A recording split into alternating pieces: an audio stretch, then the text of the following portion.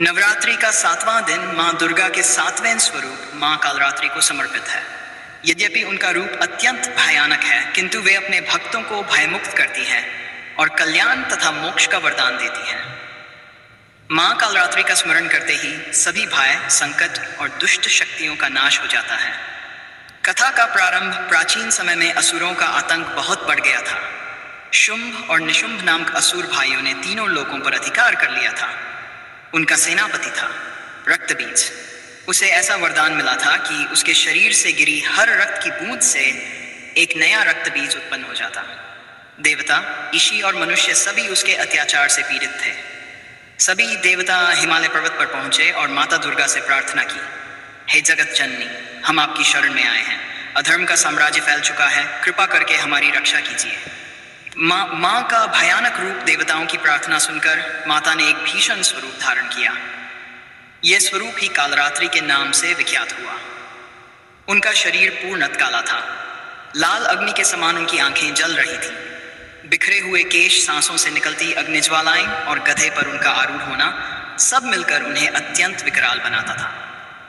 उनके 4 हाथ थे, एक वर देने की मुद्रा में, दूसरा अभय देने की मुद्रा में, तीसरे हाथ में लोहे का कांटा और चौथे हाथ में वज्र। इस प्रकार मां स्कंद माता की उनके कथा हमें यह सिखाती है कि जब भक्त पूरी निष्ठा से भक्ति करता है तो देवी मां उसकी हर समस्या का समाधान करती है और उसके जीवन में खुशियों का प्रकाश कर देती है। आक्रमण किया। रक्तबीज जब भी घायल होता, उसके रक्त की हर बूंद से अनगिनत नए रक्तबीज जन्म लेते और पूरा युद्ध क्षेत्र उनकी सेना से भर जाता। देवता चिंतित हो उठे, यह राक्षस तो अमर प्रतीत होता है। तब मां कालरात्रि ने अपनी जिह्वा बाहर निकाल ली।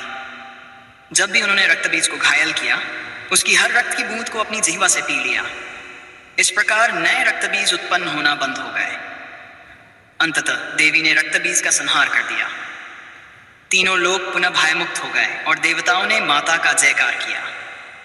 व्रत विधि सप्तमी के दिन मां कालरात्रि का पूजन और व्रत करने से भय और शत्रुओं से मुक्ति मिलती है। विधि इस प्रकार है, प्रातः स्नान कर शुद्ध वस्त्र धारण करें, मां कालरात्रि की प्रतिमा या चित्र के सामने दीप जलाएं, काले या नीले पुष्प अर्पित करें, गुड़ और हलवे का भोग लगाएं, देवी कालरात्रि या नमः मंत्र का जप करें, रात्रि में माता की आरती और कथा का श्रवण अवश्य करें।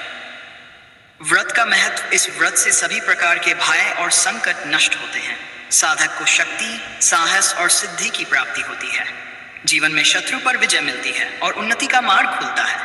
अंततः भक्त को शांति और मोक्ष की प्राप्ति होती है। उपसंहार मां कालरात्रि का रूप भले ही उग्र हो, लेकिन वे अपने भक्तों पर सदैव करुणा और कृपा बरसाती हैं।